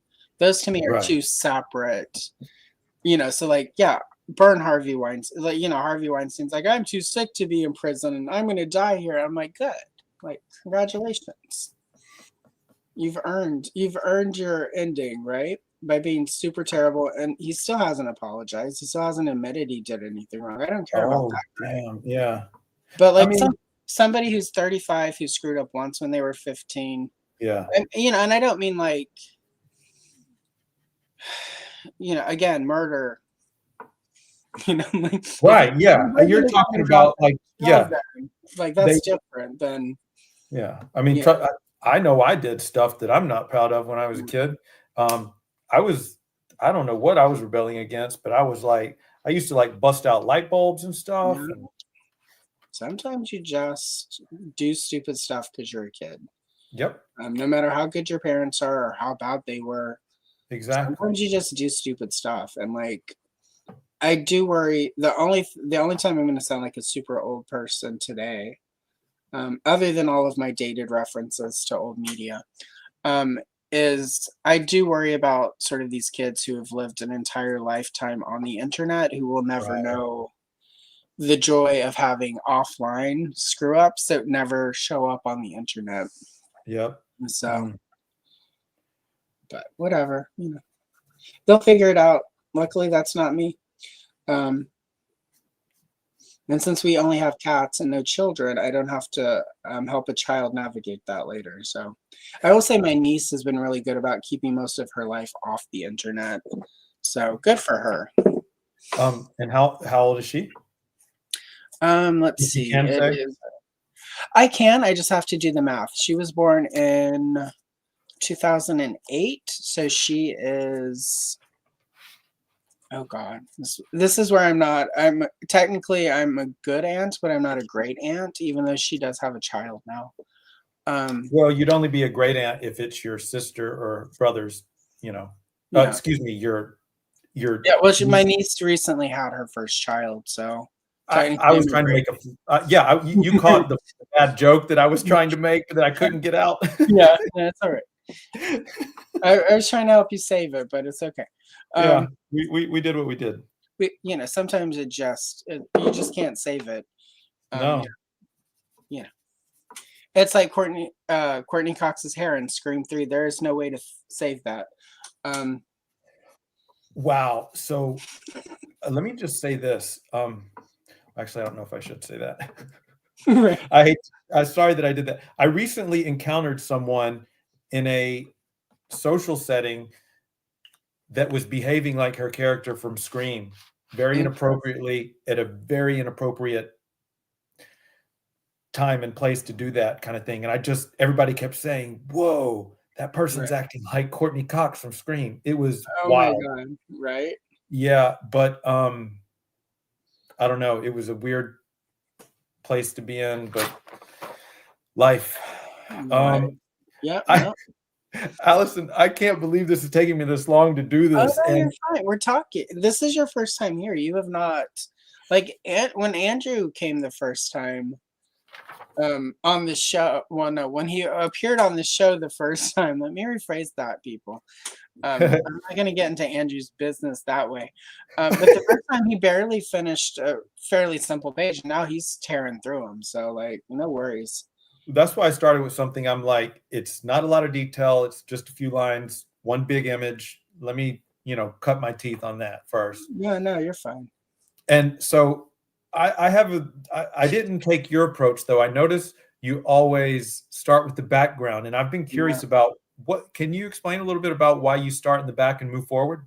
So there are two reasons. The first one will go with the actual, the personal reason. The personal reason is when I was a kid, all of my coloring books, I would have only colored the whale and the people and not finished the page. Oh, I would get bored with the background. So from the personal aspect, it's so that I finish the actual page.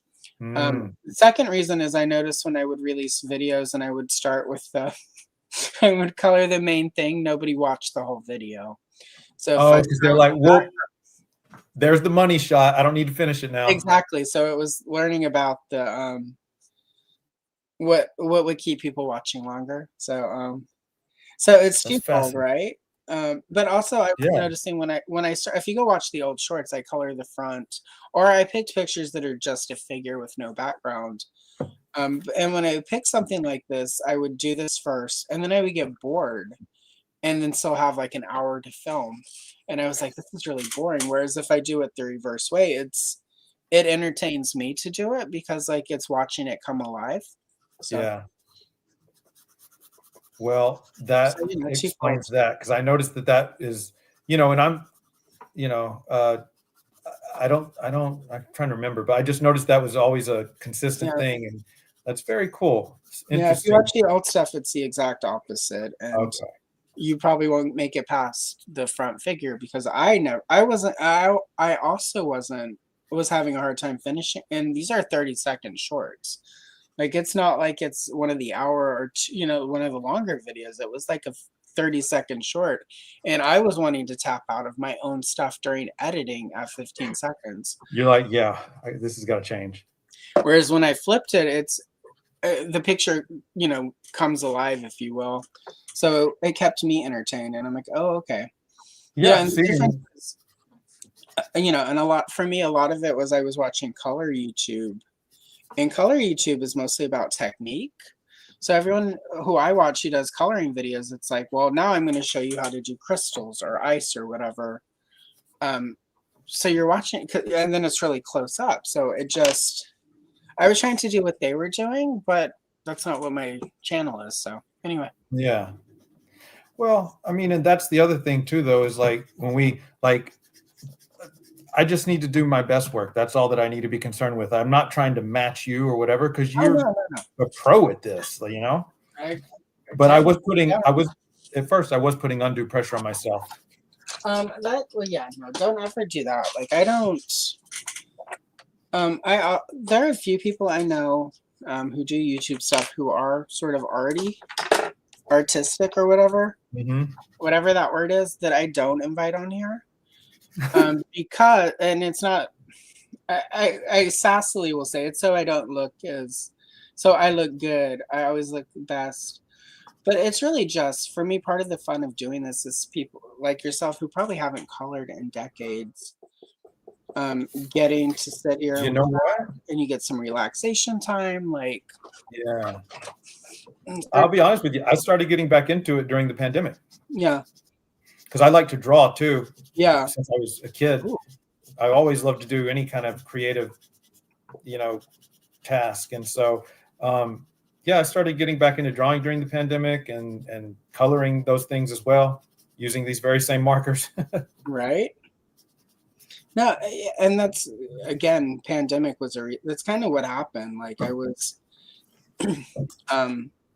looking through my collection, and I'm like, I have all these coloring books I had bought. Like in 1999, it was a bunch of Strawberry Shortcake coloring books. And what had happened was I bought them in 1999 on eBay, back when eBay was a brand new thing. And I got them for like $10. It was like 3 of them, uncolored, mint condition. And I was like, I want to color in these. And I want to do it right. Like, I want the best art materials, the best art supplies. I want to do, like, really make this art or whatever. 1999. But then I was like, but they're mint. I don't want to, like, ruin these. And if anyone who remembers scanners in you could Xerox stuff, but like, it is an ordeal, right? So I was like, well, I'll figure it out later. And then during the pandemic, I found them. And I'm like, I should do something. And, technology has moved so much farther. I can scan stuff, print it, clean it up. Here we are. Wow. So all that stuff you sent me, you digitally, you created those digital? Some of the G.I. Joe, no. The G.I. Joe I purchased. Okay. I eventually found out there were people who do archival stuff. A lot of what I don't have any G.I. Joe physical copies at this point. Everything I've bought, because mint condition G.I. Joe coloring books are super expensive. I'm glad the brand's holding strong. It does, like, despite what people think or say, like, G.I. Joe, a real American hero, until Gen X and the millennials are really gone, it holds up pretty well. So I think, it's never going to be as big as it was in the 80s, but what is, right? Yeah. It's sort of different. Yeah. It's hard to capture that lightning in a bottle in brands in the same way. Whereas now it's more about digital stuff, I feel like. Well, and also you were saying, though, like, your G.I. Joe stuff is because of your brother. So, like, even for you, it's almost after the fact. Yeah. Like, it was just enough before my time where I don't know if I would have taken to it if I didn't have my older brother. Yeah. That's interesting. I mean, it's interesting in, like, a cool way, like, to hear that, because most people, yeah, that's not what it is for them. So Yeah. And I'm here, I did the opposite. I did the focal point and then the background. And unfortunately, my marker that I chose for the background is dying. oh no. I've got this sloppy background, but hopefully it can end up looking like intentional shading. Yeah, the nice thing about alcohol markers, if you get chunky with, sort of the way you do it, it can look intentional. Yeah. And that's part of why I struggle with it is because I'll watch people do the tutorials with alcohol markers, and it's really chunky and really it looks really splotchy to me in a weird way. But it looks good. But then when I do it and I will replicate it, my favorite art teacher, the whole reason I do any art with any sort of seriousness, I'll hear her voice like, but you could do better, which she and I never worked with alcohol markers, and if we had, I probably would have less of it. But when I do it and it looks really which is part of why you use alcohol markers, right? So you can get that nice weird gradient thing. Yeah. But to me, it just triggers that it looks bad. You've done bad art. And it's not true, but it's that inner critic we all have, right? Yeah. Yeah. And I don't know that, that I am achieving any kind of gradient or whatever, as much as I chose alcohol markers because I don't know, something about it. I feel like I just get better coverage. I feel like it requires more patience to use colored pencils. I don't know. It can. Yeah. And I don't have that patience. It's all right. ADD. No. We all have our things. It's okay that you have yours. Yeah. Well, what color is running out? Is it like a blue or hold your page up real quick? It's called hydrangea. So it's like a purple. Yeah. So if it's a dark purple, if you go like a lighter pinkish purple, you can make it look intentional, like it's moody or whatever. Yeah, I'm trying to use the opposite corner of where it's running out to like darken it so that it looks like it is. But yeah, that works too. I don't know. I'm trying. If I had any of the alcohol markers close to me,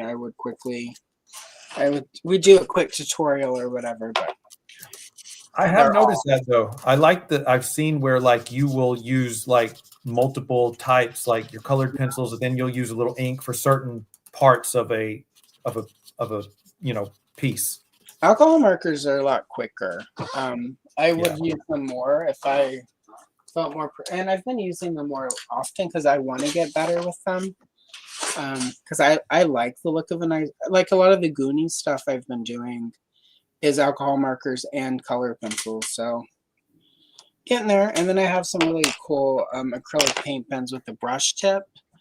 And brush tip makes all the difference, you guys. Allison, you Goonie. I saw that movie 7 times this summer it came out. It's one of my favorite. 1985, between She-Ra and the Goonies, that's like one of my quintessential Allison summers. So go see the Goonies, go buy She-Ra toys. Best summer ever. I just happened to glance up at the comments, and I got, guys, again, I'm sorry, I've been like, I'm not good at multitasking, but highly articulated as for my progress, and I'm happy to show it, but I think I'm kind of finished at this point. So should I wait till the end, or can I show it? You can go ahead. No, show it now. You're good. Okay. We're almost finished. I'm going to embiggen you so everyone can look at your picture. Here it is. That looks really good. What? I'm doing a bait and switch. Yeah, there you go. Oh, you are. That's not what you started with. No. All right. This is a joke that we'll come back to. Okay. You can see what the joke is, right? Yeah. But here's the real one. That looks perfect. No, you handled the alcohol marker issue in the background. That looks intentional. Okay. I've seen real art where people do that on purpose. So there you go. Yeah, I was. No, I really like how you got the shading with the glove and the helmet. Yeah. Especially with the face mask. Yeah. Oh, that looks really good. Oh, well, thank Good you. job. No, Um, you're let me doing way explain- better than most first timers. You like, yeah, no, you're good. Well, thank you. Yeah. I know you're doing a highly detailed one. I saw that one. I was like, that's such a cool shot, but I'll never be able to do all that detail. I picked this one because I'm like, the one I thought about doing, which is closer to what was on the thumbnail. I was gonna do this one, but I knew Oh yeah, that's a great group shot. I knew I would finish this one if I did that, and then I would have moved to either this one or this one with a hooded Cobra Commander. Ooh, yeah. But then I was like, but no. So I wanted to do this one because I was like, it would be fun to do the chunks of ice. Yeah. It looks good, yeah. And I knew for sure this one I would either finish right on time or I wouldn't quite finish it. But I like to either finish on screen or not be almost finished. I don't like switching pages halfway through. So which I've done a time or two, but it just feels weird. So anyway. Well, I'm always overly ambitious in a way, or overly optimistic, thinking I can do more in a given amount of time than is actually possible. So that's why I had some on standby. But yeah, this took me the whole 2 hours. Yeah, once you get into it. Yeah, everyone's about the nude wetsuit. Listen, so the reason when I came across this piece of art, hey Tony, this joke is because, and I never even really noticed it, but I follow the Full Force podcast because they're highly GI Joe focused. Yeah, and he always talks about the original card art for Wetsuit was painted the wrong way, and it looks like this, like he doesn't have any pants. Yeah. And when I'm flipping, look at me acting like I'm manually, physically flipping through. Yeah. No, when I'm clicking through these images, this pops up, and Right. just the way, Oh, yeah, no. the way it was drawn, the way it was posed, I was like, there it is. So I gotta send this to Full Force after Definitely. this. Oh yeah, no, that's funny. I've never noticed that. I should, but you know, the stuff you don't know. Well, that was one of my brother's toys. I didn't get that figure I inherited it. There was a point where we traded a bunch of stuff, and I somehow walked away with all the GI Joe stuff. You did good, kid. Yeah, I did all right. I think though he was also. Like it was right when Turtles. I was right when I was also getting out of toys, and he was getting into Turtles anyway. So like, I think he wanted the space for his Teenage Mutant Ninja Turtle stuff. So. Well, now see, that takes me back because I remember my Leonardo action figure.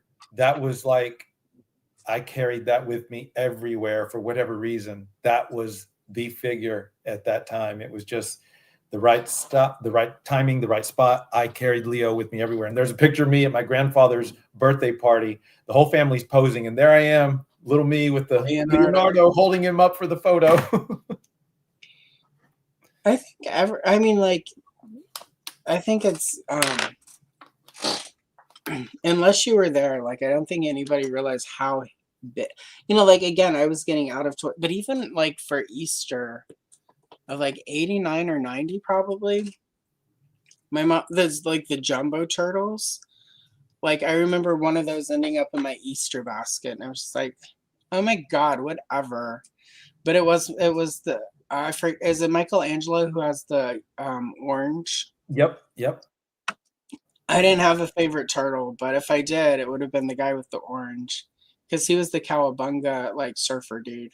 Yeah, Michelangelo. That was sort of my type at that point. And when I was like, like 89, I would have been like 15 maybe. You were like too cool for school by then. I was listening to like Wilson Phillips and Nelson. Anyway, we won't go there. Nelson still rocks. I am not gonna. Did Wilson Phillips sing "Hold On"? They did, yeah. Yeah. Have a great day, Speaking Voice. Thanks for popping in. If you're not, because we probably will. We're almost done. Like within minutes, done.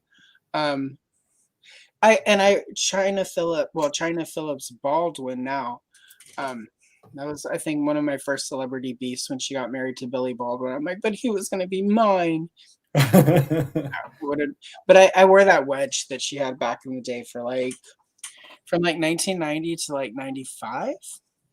You find a good haircut with my face, you go with it. So and then I guess the next big one would have been the Rachel. I did not have the Rachel. I had, ironically, I had Monica's hair for a while. And then when everyone was doing the chunks in the 90s, like around Scream 2, I had a big chunk in my hair of like color. Oh, that the chunk is the chunk of color. Yeah, that like chunk of like I had a Sure. blonde chunk right here, and I'm naturally ginger. It's much, you can kind of tell in the light. Yeah, the light's catching it. It looks good. It's darkened as I get older, so it's more auburn. But it was much more coppery. And I worked at Blockbuster, and some bitch was like, "Are you the lady that has the yellow hair in your hair?" I'm like, "It's blonde." She's like, "It looks yellow to me." I'm like, "Well, anyway, you have $30 in late fees. You need to pay those before I can rent to you." There you go. That's karma, because she could have just kept her mouth shut if she had some nasty She was opinion. just being, and I mean, like, to be honest, I could have critiqued her appearance, and she would have liked that even less than I enjoyed her referring to my hair as yellow.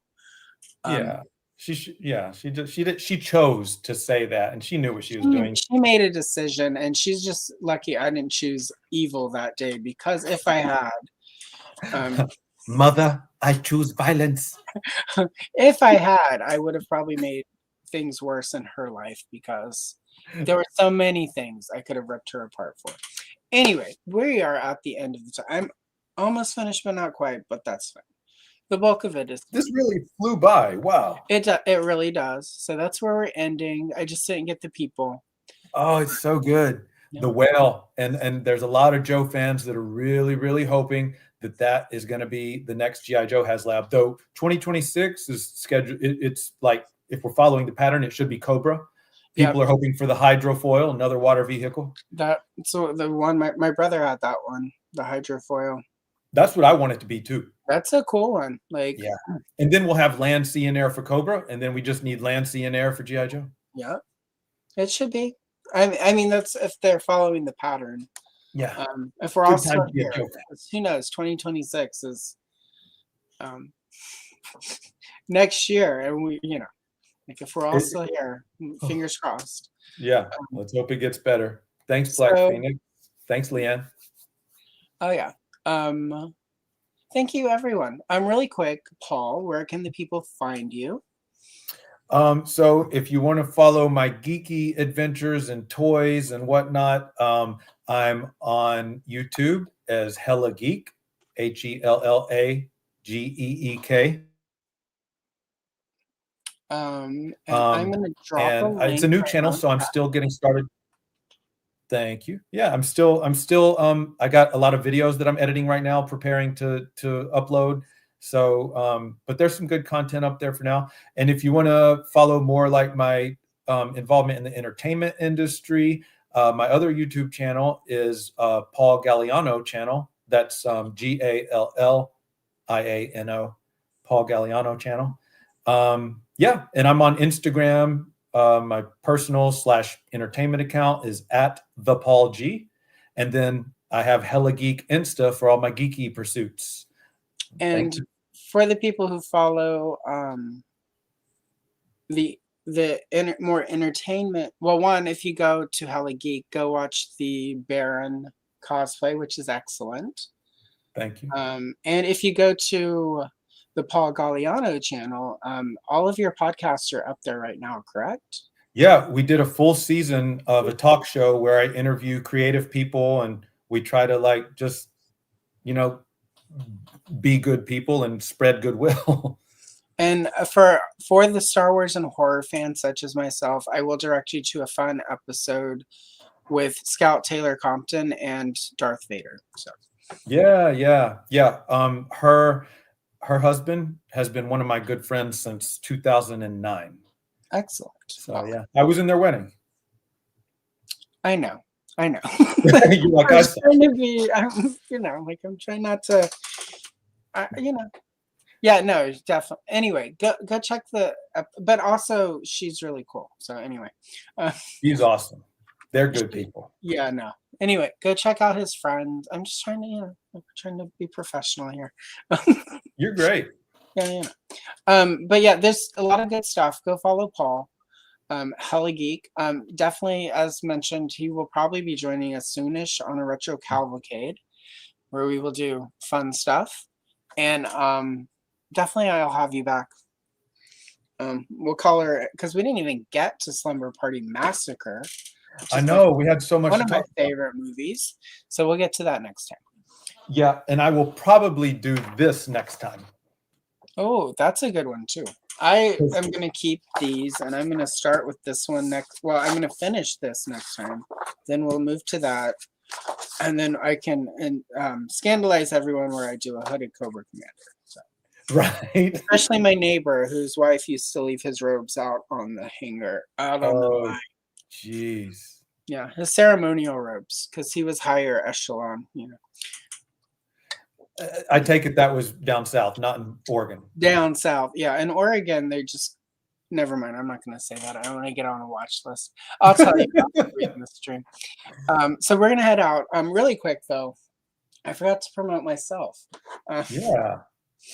Everyone, go check all of Paul's magical content out. And then for this channel, my stuff. This week there are shorts. Tomorrow there will be a pencil test video for the 7 people who care about my opinions on art.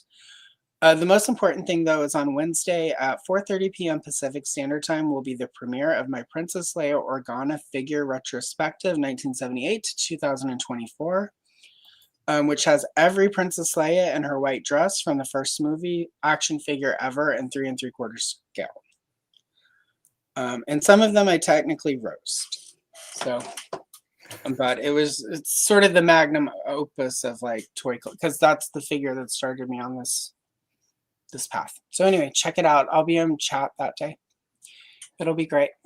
I've been seeing all your Instagram posts with the different Leia figures. Yeah, that's part of the process of getting the video together was, and plus I'm putting the studio together. So like I was like, it's time to make the video happen now that they're all out. So, and so that they can go on a shelf so I can adore them as though it's a museum. Yeah. And thank you so much for having me, by the way. You're welcome. Thank you so much for joining, and you'll be back. So before long, people will be like, they're together again. You're talking about Hollywood shit. Ew. That's right, bitches. That's right. You can't stop progress. It's a Muriel's wedding quote for the people. Anyway, we're going to leave you, though, with this timeless, most important question ever. Bye.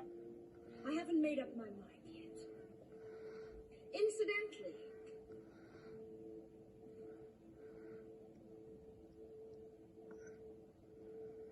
which one of you bitches is my mother?